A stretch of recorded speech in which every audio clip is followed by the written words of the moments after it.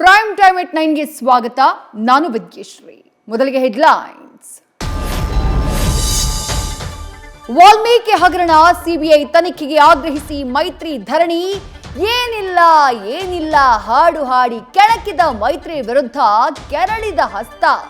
ಸದಸ್ಯರ ಗದ್ದಲದಿಂದ ಕೇವಲ ಪ್ರಲಾಪಕ್ಕೆ ಸೀಮಿತವಾದ ಕಲಾಪ.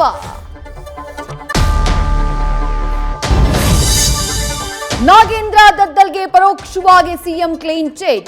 ಬಿಜೆಪಿಗೆ ನಾನೇ ಟಾರ್ಗೆಟ್, ಇಡಿಯಿಂದ ಬೆದರಿಕೆ ಇದೆ ಎಂದ ಸಿದ್ದರಾಮಯ್ಯ. ಸಿಎಂ ಶೀಘ್ರ ರಾಜೀನಾಮೆ ಕೊಡಲಿದ್ದಾರೆ ಅಂತ ವಿಜಯೇಂದ್ರ ಭವಿಷ್ಯ.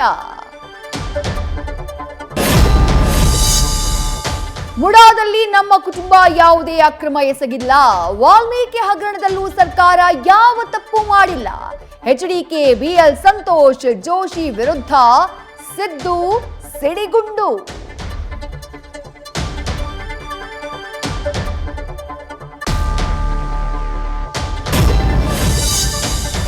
ಜುಲೈ 22ರವರೆಗೆ ಇಡಿ ಕಸ್ಟಡಿಗೆ ನೀಡಿದ್ದಕ್ಕೆ ಇವೆ ಹಲವು ಕಾರಣ. ಹಣ ವರ್ಗಾವಣೆ ಸಂಬಂಧ ವಿಚಾರಣೆಗೆ ನಾಗೇಂದ್ರ ಸ್ಪಂದಿಸಿಲ್ಲ.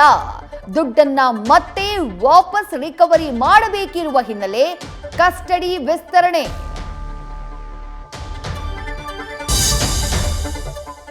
ಅಧಿವೇಶನಕ್ಕೆ ಆಗಮಿಸುವ ಶಾಸಕರಿಗಾಗಿ ಉಚಿತ ಊಟ ತಿಂಡಿ ಜೊತೆಗೆ ನಿದ್ದೆಗೂ ವ್ಯವಸ್ಥೆ.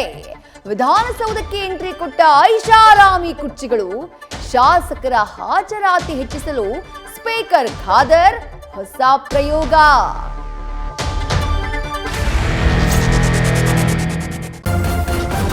ನ್ಯೂಸ್ ಫಸ್ಟ್, ನಿರ್ಭೀತಿಯಿಂದ ನಿಮ್ಮ ಪರವಾಗಿ.